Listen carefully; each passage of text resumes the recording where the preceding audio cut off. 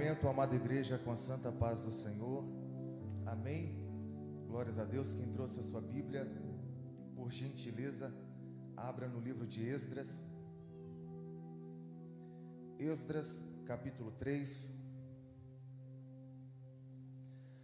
Glórias a Deus. Eu quero aqui agradecer a Deus por essa rica oportunidade. Louvar ao Senhor pela vida do pastor João, pela vida do pastor Albert.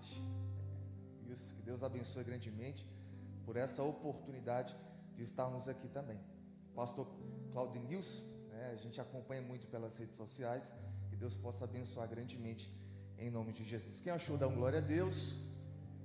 A palavra do Senhor diz assim, no livro de Esdras, capítulo 3, versículo 1 em diante.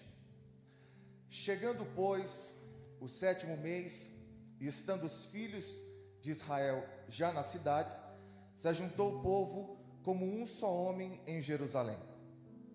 E levantou-se Jesuá, filho de Josadaque, e seus irmãos, os sacerdotes, e Zorobabel, filho de Salatiel, e seus irmãos, e edificaram o altar do Deus de Israel, para oferecerem sobre ele holocaustos, como está escrito na lei de Moisés, o homem de Deus. Versículo 3.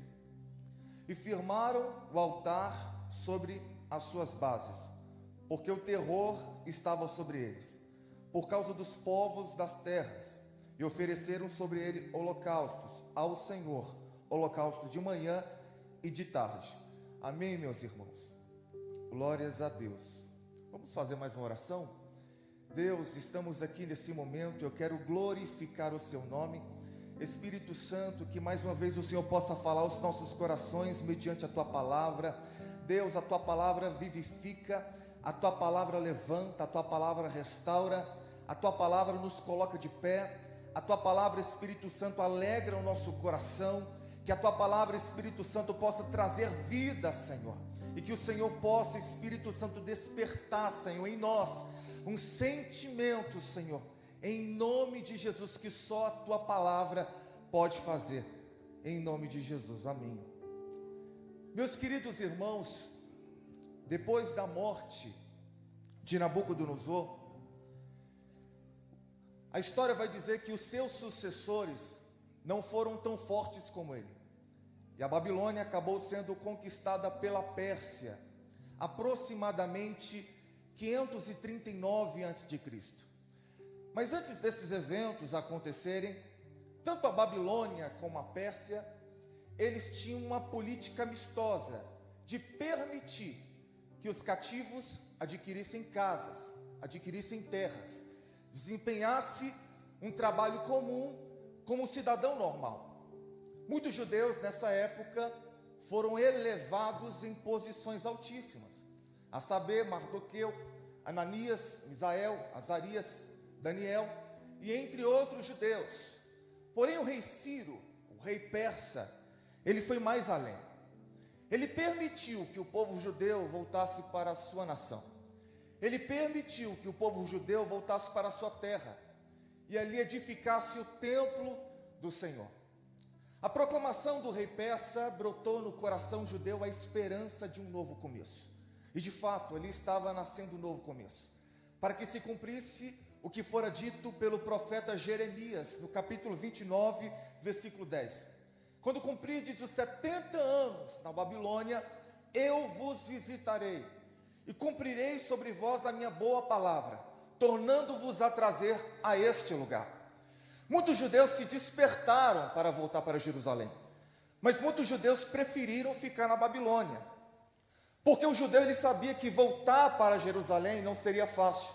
O caminho era tortuoso, existiam salteadores no caminho, e a terra já não era mais a mesma. Registros persas e alguns comentaristas vão dizer que muitos judeus naquela época adquiriram muitas riquezas na Babilônia. Então voltar para Jerusalém significava se desfazer de tudo isso e começar tudo de novo. Muitos judeus preferiram a riqueza da Babilônia do que voltar para os pés do Senhor em Jerusalém. Muitos judeus preferiram a segurança da Babilônia do que voltar para os pés do Senhor em Jerusalém. Mas a Bíblia vai falar sobre um homem chamado Zorobabel. Esse homem, com a quantidade aproximadamente de 40 mil pessoas, eles andaram 4 meses. E eu gosto muito dos profetas que profetizaram pós-exílio. Por exemplo, Ageu. Ageu vai dizer no seu livro, no capítulo 1, no versículo 7, ele vai dizer as seguintes palavras: aplicai os vossos corações aos vossos caminhos. O profeta Ageu está dizendo o seguinte: volte para Jerusalém, mas volte também aos vossos corações, porque não adianta caminhar para Jerusalém sendo que o seu coração continua na Babilônia. Não adianta caminhar para Jerusalém sendo que o seu coração ainda continua cheio das mazelas da Babilônia. Eis aí uma palavra de Deus ao seu coração: caminhe para Jerusalém, mas também caminhe os vossos corações. A Bíblia vai dizer, meus queridos irmãos, no versículo 1 desse texto que acabamos de ler, que chegando, pois, o 7º mês, o 7º mês no calendário judaico é o mês de Tisri. E o mês de Tisri se comemora 3 festividades judaicas. A festa das trombetas, que é comemorado no primeiro dia, que consiste no soar da trombeta, que é o chamado a um arrependimento. No 10º dia desse mês, se comemora então o dia do renovo, o dia da expiação, o famoso Yom Kippur, que é o dia do perdão, que consistia na entrada do sumo sacerdote no Santo dos Santos. Enquanto o sumo sacerdote entrava no Santo dos Santos, o povo ficava do lado de fora, e o povo jejuava, o povo rasgava as suas vestes, porque era um dia de reconhecimento, era um dia na qual o povo reconhecia as suas debilidades e as suas fragilidades.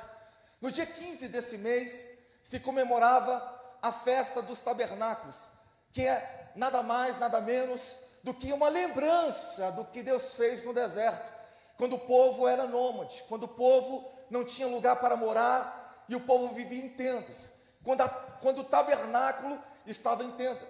É interessante isso, porque essas festividades têm o seu significado, mas quando os judeus foram presos e levados para a Babilônia, eles não somente perderam a oportunidade de cultuar a Deus com essas festividades, mas eles perderam o significado dessas festividades.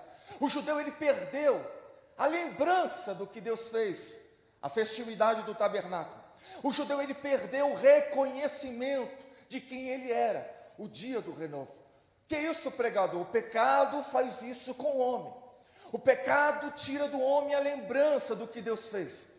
O pecado tira do homem o reconhecimento quem ele é. E é por isso que é importante a gente cultuar.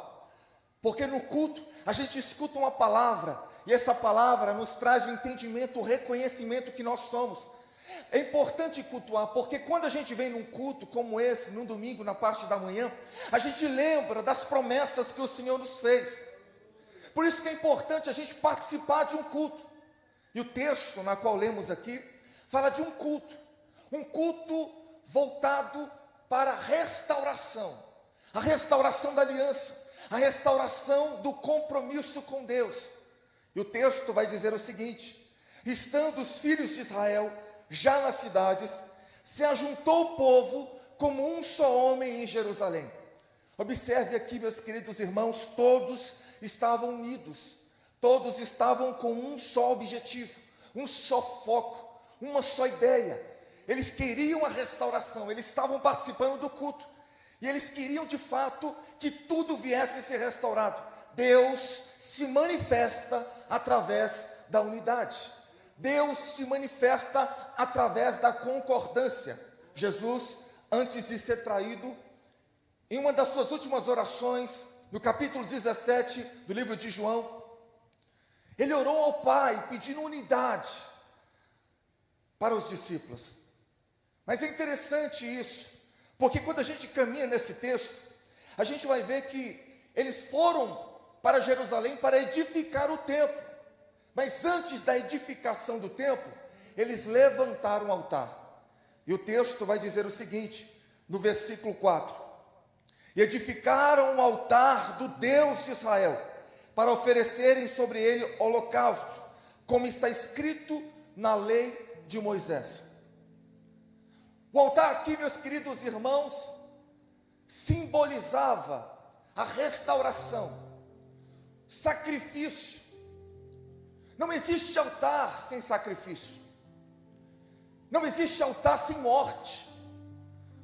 Porque quando o sumo sacerdote, quando o sacerdote prepara um animal novo, perfeito para sacrificar, ele mata o animal, ele sacrifica o animal em cima do altar. Então o que é isso, pregador? A restauração começou através da morte, através do sacrifício, porque todo altar tem que ter morte, todo altar tem que ter sacrifício. O texto vai dizer o seguinte, que eles levantaram esse altar, mas eles levantaram esse altar como está escrito na lei de Moisés. Meus queridos irmãos, naquele tempo existia um povo hostil naquela terra, um povo que levantavam altares pagãos nos lugares altos, nos lugares baixos. Debaixo de uma árvore frondosa tinha um altar pagão, mas esse altar que estava sendo levantado aqui era diferente. Por que, pregador? Porque esse altar tinha palavra. Esse altar foi levantado de acordo com a lei de Moisés. Esse altar tem palavra, e é importante a gente estar num lugar onde tem palavra. É importante a gente participar de um culto onde este culto prioriza a palavra. Eu quero estar em um lugar onde a palavra é prioridade, porque é a palavra que me levanta, é a palavra que me vivifica, é a palavra que me coloca de pé, é a palavra que me restaura, é a palavra que me limpa. Eu tenho a palavra de Deus ao seu coração. Deus vai restaurar o altar que foi quebrado, Deus vai levantar o templo que foi derrubado, Deus vai restaurar na sua vida, aleluia. Só quem crê, levanta a tua mão e adora o Senhor.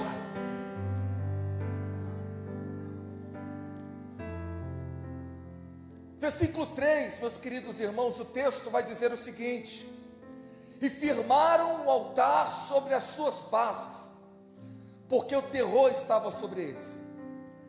Por que o terror estava sobre eles? Porque no momento em que eles levantaram o altar, de acordo com a palavra, o povo hostil que estava naquela região se levantou. Toda vez que você levantar um altar de acordo com a palavra, o diabo vai se levantar contra a sua vida. Toda vez que você levantar um propósito de madrugada, toda vez que você fazer campanha de oração, todas as vezes que você participar de um culto, que você colocar a tua vida no altar, o diabo vai se levantar contra a sua vida. E é assim que funciona. Todas as vezes que a gente se dispõe a exercer a nossa chamada, a fazer a vontade do Senhor, o diabo se levanta. Mas independente das circunstâncias, independente do levante do diabo, levanta o seu altar. Levanta o seu altar. A Bíblia vai falar no livro de Zacarias. Zacarias disse para esse homem chamado Zorobabel, no capítulo 4: assim diz o Senhor a Zorobabel: não por força e nem por violência, mas pelo meu Espírito. O que é isso, pregador? Deus estava na frente. Pode levantar o altar, pode fazer a tua chamada, pode exercer a tua chamada. Deus está na frente, você não está sozinho. Ao teu derredor o inimigo pode estar, mas ao seu redor o Espírito Santo está. Ninguém te toca, ninguém toca em você. Você está blindado por Jesus. Levantar o altar é necessário na nossa vida, porque quando a gente olha para o Antigo Testamento, a gente vai ver que grandes homens de Deus tiveram altares na sua vida. Noé, quando desceu da arca, levantou um altar. Ao lado da tenda de Abraão, você não encontrava uma piscina, mas você encontrava um altar. Aonde Abraão ia, ele levantava um altar. Por quê? Altar é sinônimo de direção. Altar é sinônimo de intimidade, de comunhão. O dia que Abraão esqueceu de levantar um altar, ele foi para o Egito, porque o altar é direção. A Bíblia vai falar que Josué, quando sai do Rio Jordão, ele levanta um altar. A nossa vida tem que ter altar. Esse altar aqui, meus queridos irmãos, a sua casa tem que ser a extensão do que? Esse altar santo, puro e verdadeiro. A Bíblia vai falar que Elias, antes de clamar por Deus, para que o fogo viesse descer, ele consertou o altar, porque fogo só desce em altar consertado. O fogo arderá continuamente sobre o altar, vai arder, continuamente vai, mas tem que ter sacrifício. O fogo vai descer, mas tem que ter sacrifício, tem que ter entrega, tem que ter comunhão, tem que ter entrega. Meus queridos irmãos, o altar naquela época era uma necessidade. Todo sumo sacerdote passar por ele, para depois entrar no lugar santo e no santo dos santos. Então, antes de entrar no lugar santo e no santo dos santos, o sumo sacerdote passava pelo altar da mortificação, do sacrifício, passava pelo altar, e depois de passar pelo altar, ele vivia experiências extraordinárias com Deus dentro do santo dos santos. Então o altar é necessário para que possamos viver em Deus, viver experiências extraordinárias com o Senhor. Para sermos batizados com o Espírito Santo, temos que passar pelo altar. Para vivermos uma vida de intimidade com o Mestre, temos que passar pelo altar. Mas o problema é que muitas vidas param no altar e não conseguem passar pelo altar. Há quanto tempo Deus tem pedido para você levantar o seu altar? Levanta o teu altar. O que eu tenho na sua vida é muito maior, mas a gente reluta em sacrificar, a gente reluta em mortificar, a gente reluta em ceder. E os anos passam, os anos vão passando, as promessas de Deus vão acumulando na nossa vida, e às vezes a gente olha para o lado, para a esquerda, para a direita, a gente vê Deus cumprindo as promessas na vida de outras pessoas, a gente não vê Deus cumprindo as promessas na nossa vida. E a pergunta que a gente faz é o seguinte: Deus, o que está faltando? O Espírito Santo, ele fala ao seu coração nesta manhã: levanta o seu altar, levanta o seu altar. Deus, ele quer fazer coisas grandes na vida de muitas pessoas aqui, mas é necessário um passo a mais, é necessário uma entrega a mais, é necessário uma vida de comunhão e de intimidade. Fica de pé em nome de Jesus. Meu tempo já está acabando. Eu já peço para a cantora Nádia já preparar um louvor, mas eu quero orar pela sua vida. E logo em seguida a cantora Nádia vai estar louvando ao Senhor. Coloque a mão no seu coração. Espírito Santo, Deus, mediante essa pequena reflexão que trouxemos aqui nesta manhã, Deus, eu acredito fielmente na Tua palavra. A Tua palavra, ela não muda com o tempo. Espírito Santo, se essa palavra é verdadeira, Deus, que altares possam ser erguidos nesse momento, que a restauração possa chegar nesta vida, Deus, que eles não possam viver, Senhor, de coisas do passado, de nostalgia, mas que eles possam viver continuamente, diariamente, na sua presença, intensamente, uma vida de intimidade. Espírito Santo, começa a restaurar, Senhor, nos corações a esperança, a força, o vigor, a alegria, Jesus. Eu oro neste momento te pedindo, Senhor, abençoe em nome de Jesus. Apesar das feridas, apesar das decepções, eu te chamei. Ele fala contigo. Eu te chamei. Oh glória. Apesar do passado, apesar das desilusões, eu te chamei. Decalamar. Eu te chamei. Deixa eu te usar para curar. Deixa eu te usar para salvar. Enquanto eu te uso, eu cuido de tudo que te faz chorar. Ele fala contigo. Deixa eu te usar para curar. Deixa eu te usar para salvar. Enquanto eu te uso, eu cuido de tudo que te faz chorar. Alguém entrou muito triste aqui nesta manhã. apesar das feridas, apesar das decepções. Eu, o Senhor, te chamei, eu te chamei. Apesar do passado, apesar das desilusões, eu te chamei, eu te chamei.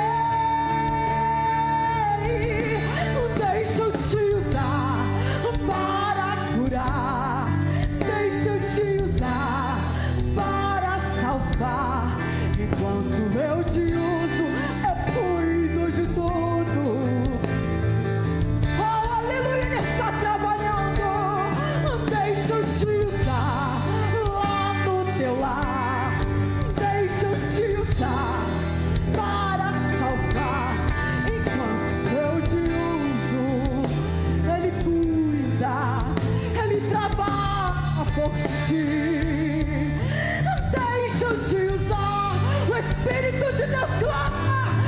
Deixa eu te usar, deixa eu te usar, oh, deixa eu te usar, deixa eu te usar para curar, deixa eu te usar. O Espírito de Deus está dizendo: deixa eu te usar. Deixa eu te usar, filho. Deixa eu te usar, minha filha. O ano de 2021 será diferente. O Senhor é Deus que restitui. Ele é Deus que provê água no deserto. Ele é Deus que faz o milagre acontecer no impossível. Ele é o Deus do Todo-Poderoso. O que é impossível para Ele, sim, nada é impossível. Somente creia, somente acredite, somente confie. Nesta manhã tu verás o agir e o trabalhar do Espírito de Deus. Deixa eu te usar, deixa eu te usar. Ele está trabalhando, o milagre é certo. Oh, aleluia, eu agradeço a oportunidade no nome de Jesus.